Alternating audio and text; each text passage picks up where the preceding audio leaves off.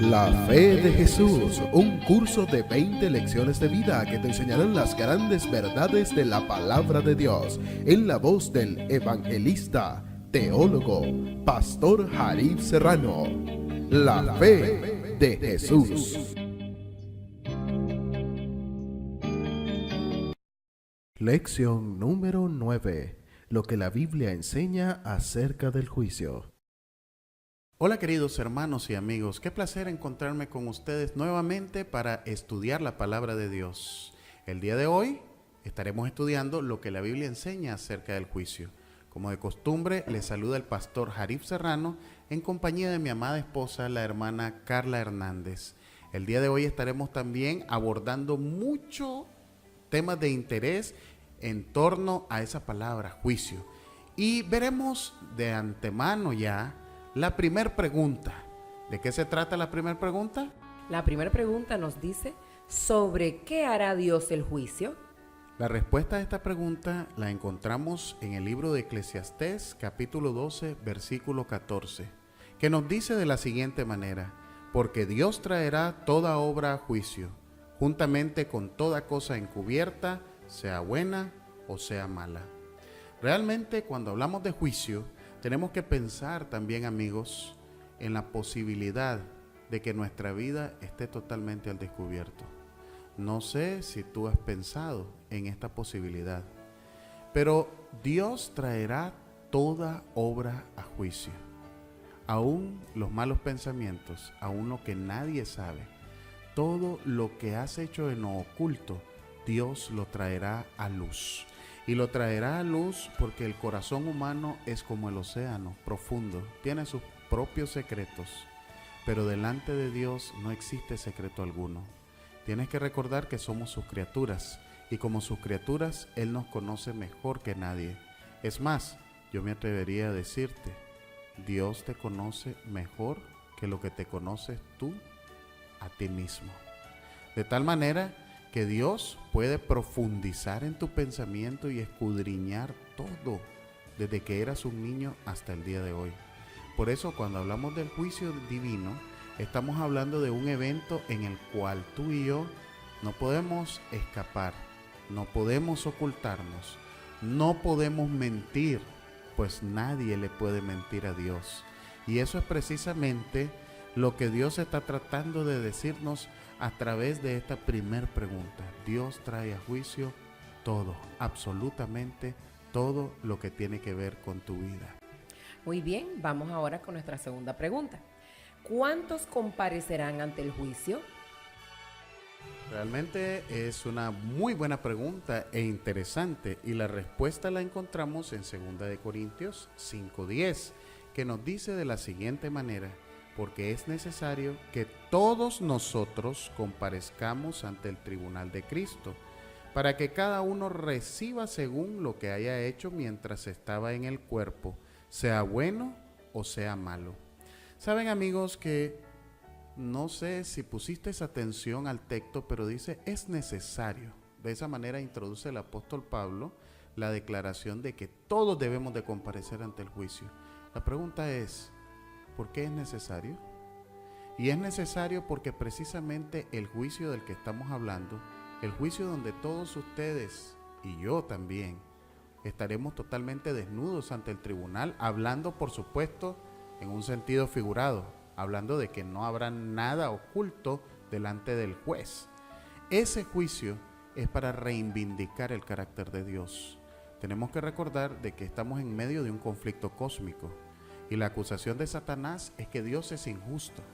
Por eso el apóstol Pablo aclara en el texto que acabamos de leer, es necesario. Es necesario para que ustedes y yo, nuestras acciones queden al descubierto, no solamente delante del tribunal, delante de Dios, sino delante del resto de las criaturas del universo. Es necesario porque ahí en ese juicio se verán todas las veces las oportunidades que tú y yo tuvimos para aceptar el llamado divino y que muchas veces rechazamos, pero también que otras veces aceptamos. Es necesario que pase delante del tribunal, la escena precisamente de este momento cuando estás escuchando este estudio. Porque toda esta evidencia que se usará el día final en el juicio. Y eso es muy importante. La otra palabra importante que aparece allí es comparecer. Precisamente comparecer significa hacer visible, hacer saber algo, mostrar algo, hacer público algo. Y cuando el apóstol Pablo dice es necesario que todos comparezcamos, está diciendo es necesario que todos, nuestra vida, para todos nuestra vida pase delante del tribunal, se haga visible. Todas las ocasiones en las que tomamos la decisión correcta o incorrecta de obedecer o también de desobedecer a Dios, ese es el juicio precisamente. Eso es lo que Dios está tratando de decirnos, sean buenas o sean malas, hayas aceptado o rechazado el plan de amor de Cristo Jesús, hayas aceptado o rechazado ese Salvador muerto, crucificado y resucitado pronto a venir, compareceremos, aparecerá públicamente nuestra actitud delante del Rey de Reyes y Señor de Señores. Vamos a la tercera pregunta. ¿Quién es el juez? Y eso es una pregunta muy interesante también, porque cuando vamos a una causa en la cual se va a revisar nuestra vida de pies a cabeza, se va a revisar a profundidad, necesitamos conocer quién es el juez.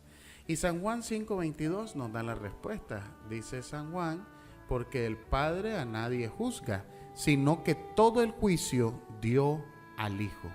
¿Quién es el juez? Es Jesucristo nuestro Señor. Y esto es muy importante que lo conozcamos, porque saber que Jesús es el juez debería de darte tranquilidad, igual que a mí. No sé si lo has pensado, pero el Padre Celestial realmente no ha vivido como humano en la tierra. El Hijo sí vivió. Vivió entre nosotros, sufrió, supo lo que eran las tentaciones. Desde el principio de su ministerio, allá cuando fue tentado en el desierto, justamente Jesucristo estuvo enfrentando a Satanás cara a cara.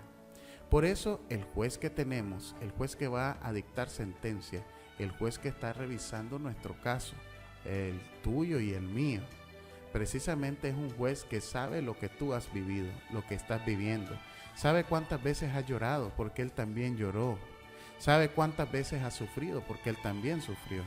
Sabes cuando tienes hambre, cuando tienes frío, porque Él también sintió lo mismo. Y nosotros podemos con toda confianza saber de que este juez es justo para con la causa que se está presentando delante de Él. Es un juez que ha dado su vida por nosotros. Y qué bonito es saber, además, si lo piensas bien, que justamente quien te va a juzgar es tu abogado defensor. Esto es algo nunca antes visto. Estamos acostumbrados a ver tribunales en los cuales el juez está listo para dictar una sentencia y hay un abogado que te está defendiendo delante de ese juez. Sin embargo, en este caso, de manera extraordinaria, justamente tu abogado defensor, que ahora está haciendo veces de abogado defensor, llegará un momento en que se pondrá su túnica de juez y dictará la sentencia. El mismo que te ha defendido, el mismo que dio su sangre por ti, el mismo que te ha amado desde el inicio, justamente estará dictando sentencia. ¿Cuál crees que será la sentencia? ¿Cuál crees que justamente será la respuesta de Cristo Jesús ante el resto del universo si tú lo tienes como tu abogado ahora? Esa es una pregunta que vale la pena hacerse y responderse. Pero tranquilo, estás en las mejores manos, las manos de Cristo Jesús. Muy bien, vamos a seguir con nuestra siguiente pregunta, que sería la pregunta número 4. ¿Dónde están registradas nuestras acciones? Y precisamente el libro de Apocalipsis, el capítulo 20, versículo 12, nos da la respuesta a esta tan interesante pregunta. Y dice, y vi a los muertos grandes y pequeños de pie ante Dios, y los libros fueron abiertos, y otro libro fue abierto, el cual es el libro de la vida, y fueron juzgados los muertos por las cosas que estaban escritas en los libros según sus obras. Sinceramente, amigos, cuando hablamos de la escena del juicio, se parece mucho a una escena de juicio de la vida cotidiana hoy. No sé en qué país estás viviendo, no sé cuál es el sistema legislativo de tu nación, pero en general en el mundo civilizado, los sistemas legislativos se parecen mucho. Hay un juez, hay un abogado, defensor, también hay un fiscal que está acusando precisamente al que está sentado en el banquillo, y también hay un registro, hay pruebas que se presentan. Y precisamente este es el elemento al que se refiere Apocalipsis. Apocalipsis está hablando de los libros, y estos son libros que contienen el registro de la vida de los seres humanos. Realmente, cuando nosotros pasamos nuestra vida, hay un registro de cada acción y cada palabra. Recuerda que la Biblia dice que por nuestras palabras seremos justificados o por nuestras palabras seremos condenados. No existe un solo día en que tus palabras, tus acciones e incluso tus pensamientos no sean registrados en estos libros. Habla de libros en plural, porque existe más de un libro en el cielo a través del cual se está llevando ese registro. Está el libro de la vida, donde están inscritos los nombres de todos aquellos que han aceptado y han decidido obedecer a Cristo Jesús como su Salvador. Pero también está el libro de las memorias. Y estos libros, en ocasión del juicio, son consultados. El juicio no será arbitrario ni unilateral. No habrá discriminación para ningún ser sobre este planeta, sino que simplemente, basado en los registros que aparecen en estos libros, nosotros podemos ser absueltos o también tristemente condenados. Recordemos, cada acción, cada palabra, cada pensamiento, cada decisión que tomamos está registrada en estos importantes libros. Interesante lo que hemos estado escuchando. Vamos a la pregunta número 5. ¿Quiénes son los testigos? Precisamente en este juicio perfecto, por cierto, donde no hay corrupción, no hay nada que pueda dañar la imagen del Hijo de Dios, quien está reivindicando su carácter delante del universo, nos dice que hay testigos, y eso está registrado en Mateo 18:10. Y dice así: mirad que no menospreciéis a uno de estos pequeños, porque os digo que sus ángeles en los cielos ven siempre el rostro de mi Padre que está en los cielos. Qué interesante declaración. Aquí aparece un elemento que antes no habíamos tomado en cuenta. Está mencionando a los ángeles. ¿Te has preguntado alguna vez qué de cierto hay que cada persona que nace en este mundo le es asignado un ángel de la guarda? Y efectivamente, así lo es. Cada uno de nosotros tiene asignado su propio ángel. Cuánto anhelo conocer el mío. No sé si tú también quisieras conocer a tu ángel de la guarda. Es uno de los mayores anhelos de todo cristiano. Pero estos ángeles, además de protegerte, de cuidarte, también llevan un registro fiel. Y cuando en hebreo se usa la expresión idiomática, ven siempre el rostro de nuestro Padre Celestial que está en los cielos, que esa declaración aparece en Mateo, como lo leímos anteriormente, se refiere a que tienen acceso directo al Padre Celestial, a su presencia. Y esto debería darnos un nivel de tranquilidad tremendo, porque está diciendo que los ángeles están pendientes de todo lo que pasa e están informando además al Padre Celestial. Eso significa que no existe ningún ser en este planeta, incluyéndote a ti y a mí, que pase por desapercibido para nuestro Padre Dios. Dios te ama tanto que está pendiente de todo lo que ocurre. Y esos ángeles están siendo testigos de todo lo que hacemos. Tristemente, a veces son testigos de cosas incorrectas. A veces tienen que llevar informes tristes para el cielo. A veces tienen que informar acerca de malas actitudes. Pero muchas veces informan también de cosas que hacen sonreír a nuestro Dios. Cosas que alegran el corazón, porque sí tenemos la capacidad de entristecer, pero también de alegrar a nuestro Padre Celestial. ¿Quiénes serán esos testigos? Los ángeles, especialmente tu ángel de la guarda, que lleva un registro fiel de todo lo que te ocurre a diario en tu vida cotidiana, sea cosa sencilla o sea algo muy complicado, decisiones importantes, ellos siempre están pendientes. Muy bien.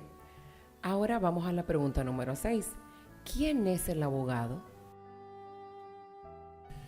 Precisamente la respuesta la encontramos en el libro de Primera de Juan, el capítulo 2 y el versículo 1, y nos dice de la siguiente manera: hijitos míos, estas cosas os escribo para que no pequéis. Y si alguno hubiere pecado, abogado tenemos para con el Padre, a Jesucristo el Hijo. Es interesante la manera como el apóstol Juan se dirige hacia nosotros, hijitos míos. No se refiere precisamente a la edad, no porque seamos niñitos, sino por el cariño con que nos trata y nos refiere. Y lo hace con ese cariño para que nos sintamos seguros, como niños protegidos en los brazos del mejor abogado del universo. ¿Quién es el abogado? Es Jesucristo. Precisamente en Primera de Juan encontramos una palabra que es usada solamente por este autor en todo el Nuevo Testamento. Y esa palabra griega es parácletos. Parácletos se refiere al Espíritu Santo cuando habla en el Evangelio según San Juan en distintas ocasiones. Pero también se refiere aquí en Primera de Juan 2:1 al mediador, al intercesor. Si hay alguien que intercede por los errores que cometemos, si hay alguien que pone su vida en medio del juicio divino como garantía para obtener la salvación, ese es Jesucristo el Señor. Él es nuestro parácletos, nuestro intercesor, nuestro mediador ante el tribunal. ¿Sabes qué es interesante? No sé si nuestros amigos oyentes lo han pensado también, pero realmente este abogado va más allá de las funciones de un abogado normal. Cuando la Biblia habla de que nuestro abogado Jesucristo es el parácletos, está diciendo precisamente que ofrece su vida por la nuestra delante del tribunal. De hecho, déjame decirte, hay que aclararlo. Cuando seamos juzgados, tú y yo seremos encontrados culpables. Porque no hay nadie que haga lo bueno, dice la Biblia. No hay justo ni aún uno. ¿Merecemos salvación? Claro, la respuesta es no. Pero ¿obtendremos salvación? La respuesta es un rotundo sí. No porque la merezcamos, sino porque el Parácletos, el intercesor, ofrece su vida perfecta ante el tribunal celestial. Y entonces ya no es Benjamín, ni es Carla, ni es Jarif el que pasa ante el tribunal celestial, o la vida del que pasa ante el tribunal celestial, sino que cuando yo voy y busco mi Parácletos, mi intercesor, precisamente Él ofrece su propia vida, y es una vida perfecta. Y de ahí viene la esencia de la salvación como un regalo divino. Muy bien, vamos ahora avanzando rápido. La pregunta número 7. ¿Por cuál código seremos juzgados? Por supuesto, Dios no puede ejercer un juicio sin antes darnos a conocer precisamente el código a través del cual seremos juzgados. No podemos quebrantar una ley que no conocemos. Y precisamente esa es la respuesta que nos da Santiago 2:12. Así hablad y así haced, como los que habéis de ser juzgados por la ley de la libertad. Usted, amigo, en casa, no sé dónde se encuentra, si está escuchando la radio en su carro o en su casa o donde un amigo, o si este estudio le llegó a través de YouTube o cualquier medio. Pero usted tiene que saber ahora mismo y preguntarse, ¿cuál es esa ley de la libertad de la que está hablando Santiago? ¿Y por qué dice así hablad y así hacer? Precisamente Santiago está haciendo énfasis que vuestras palabras y vuestras acciones estén ajustadas a la ley por la cual seréis juzgados. Y esa ley por la cual seremos juzgados la llama la ley de la libertad.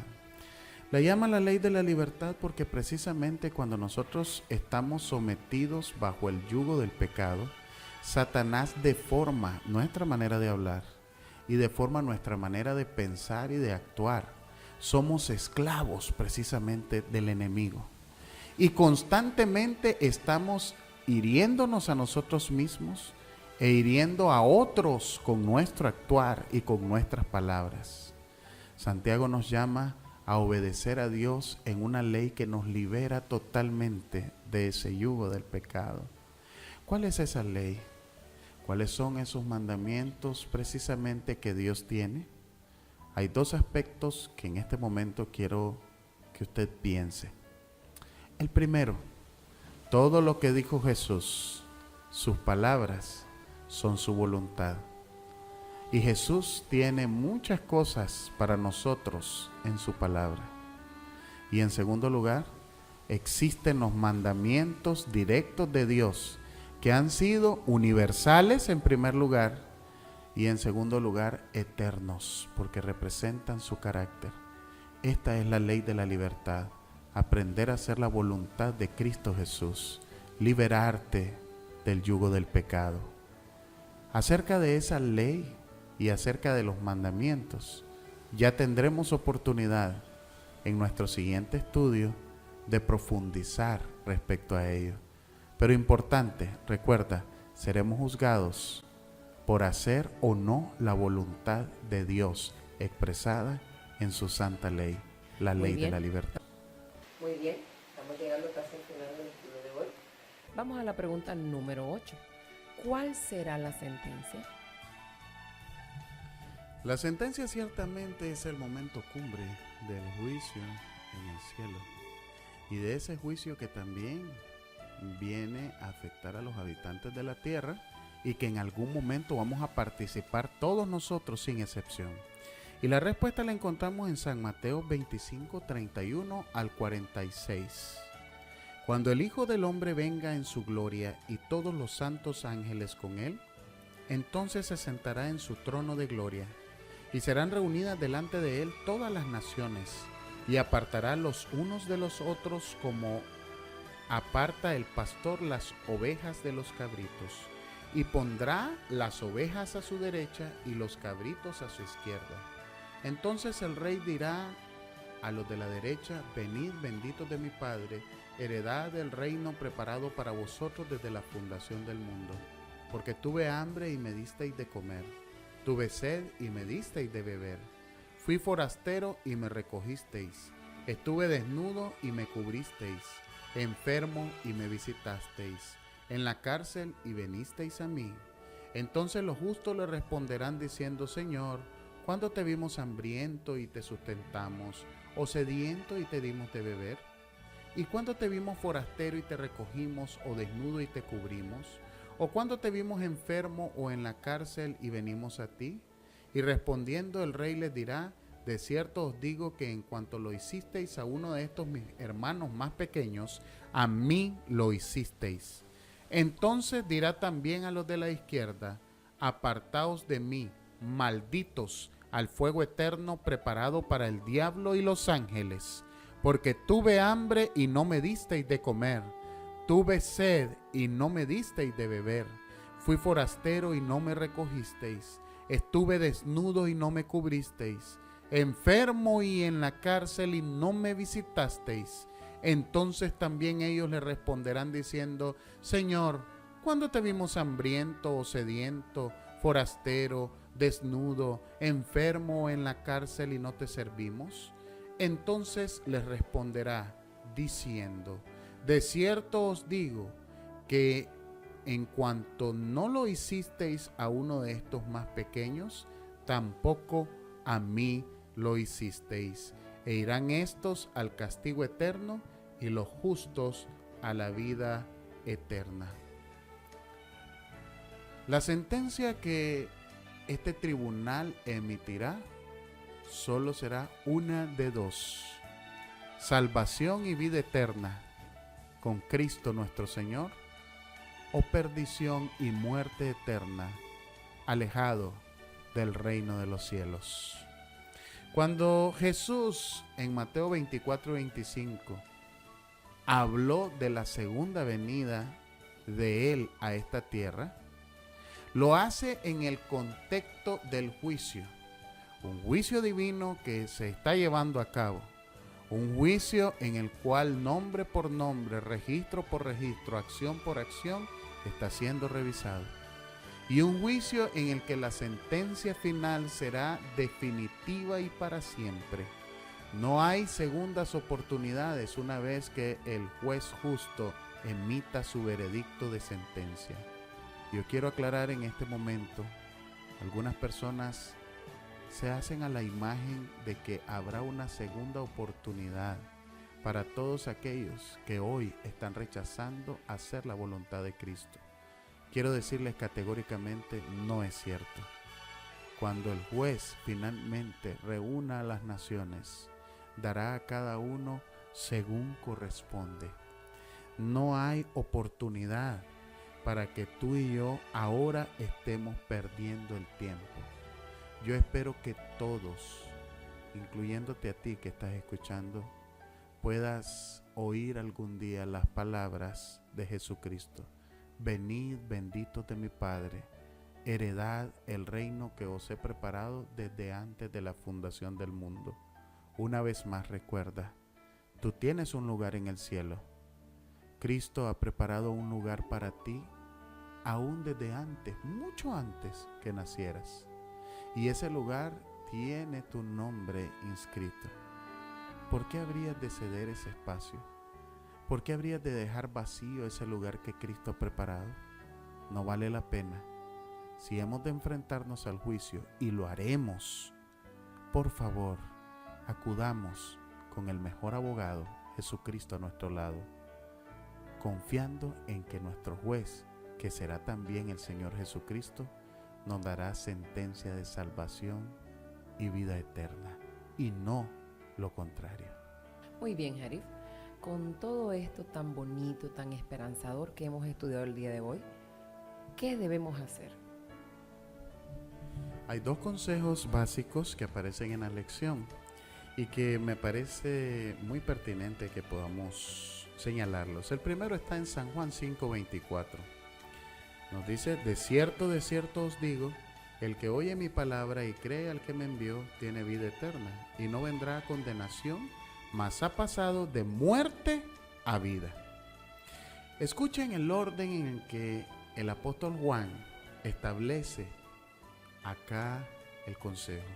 Número 1, el que oye mi palabra. Oír la palabra es importante. Eso es lo que has estado haciendo durante todas estas lecciones, incluyendo la de hoy. Sin embargo, él agrega: y cree al que me envió. Oír es importante, pero si oyes y no crees, simplemente es información que ha llegado a tu vida. Estimado amigo y amiga, si en este momento la información que ha llegado a tu vida, tú le añades fe en Jesucristo, te darás cuenta que es importante entonces que ya no vives más en condenación, ya no estás en el estado del pecado, has pasado de muerte a vida. Y sabes, no se refiere solamente al hecho de la transformación final que se dará en ocasión de la segunda venida de Jesús. No, se refiere al hecho de pasar de una vida sometida a la esclavitud del pecado a una vida ya libre de ese yugo y listo para servir y obedecer a Cristo Jesús. Por eso Él dice: si oyes y crees, entonces significa que estás dispuesto a obedecer a aquel que ha dado su vida por ti. El segundo consejo importante también lo encontramos en Eclesiastés 12:13 y nos dice: El fin de todo el discurso oído es este: teme a Dios y guarda sus mandamientos, porque esto es el todo del hombre. El temor a Dios, en otras palabras, el aceptarle como el único soberano Rey del universo, pero más importante que Rey del universo, Rey de tu vida, Rey y Señor de cuanto tú eres. Y ahora que lo aceptas como Rey y Señor, estar dispuesto a lo segundo, que es todavía aún más importante: obedecerlo. El texto dice: temer a Dios y guardar sus mandamientos. Y cuando nosotros hacemos estas dos cosas, entonces es la suma de todo lo que el ser humano puede llegar a hacer en su vida espiritual: temer y respetar a Dios y guardar sus mandamientos. El resto, limpieza de pecados, transformación de carácter, cambio completo y absoluto de la vida, todo lo que se tiene que hacer, sangre en remisión por los pecados que tú has cometido y que yo he cometido, todo lo hace enteramente Cristo Jesús. Por eso, amigos, no nos resta más que hacernos una pregunta muy importante. ¿Creemos realmente que Jesús es suficientemente poderoso, amoroso, para ser nuestro abogado intercesor en este juicio que se avecina y que tú y yo no podemos evitar, juicio que ya se está llevando a cabo, pues nuestras vidas están siendo examinadas de acuerdo a lo que estudiamos el día de hoy? ¿Crees que Jesús es suficiente para ser tu abogado? ¿Deseas respetar sus mandamientos, cumplir su palabra, hacer su voluntad por sobre todas las cosas? Y deseas que Él, que es tu abogado ahora, sea también tu juez el día del juicio, y confiadamente puedas escuchar las palabras: venid benditos de mi Padre. ¿Deseas aceptarle como tu Salvador, tu juez y tu abogado? Si tu respuesta es positiva, entonces llegó el momento de que elevemos la oración final, pidiéndole al Señor que esto sea una realidad en nuestras vidas. Padre Santo, nos conoces mejor que nadie. Sabes de qué tenemos necesidad. Ante tus ojos estamos desnudos, pues no existe obra alguna que hayamos hecho desde que nacimos hasta este día que no sea revelada delante de ti. Pero hoy hemos aprendido que nuestro abogado, Jesucristo el Señor, es capaz de darnos salvación y vida eterna, de ofrecer su vida a cambio de la nuestra, de ofrecer pagar el duro castigo como lo hizo ya en la cruz del Calvario. Y conociendo y entendiendo esto, aceptamos la mediación de Cristo como nuestro Parácletos, como nuestro intercesor, y nos presentamos ante el tribunal celestial confiados en que ese abogado es más que suficiente para salir absueltos, no porque lo merezcamos, sino porque entendemos que su vida en lugar de la nuestra es ofrecida ante este santo tribunal. Gracias, gracias Jesucristo por ser nuestro intercesor. Gracias Padre por permitir al Hijo ser el abogado intercesor y también nuestro juez. Lo agradecemos y pedimos todo en el dulce nombre de Jesús. Amén.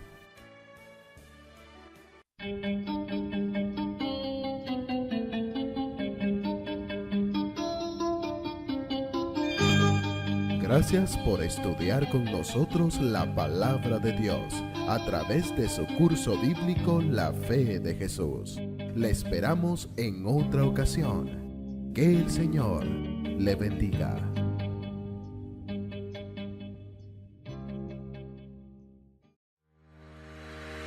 Si el mensaje que has escuchado ha sido de aliento espiritual a tu vida, te invitamos a suscribirte a nuestro canal.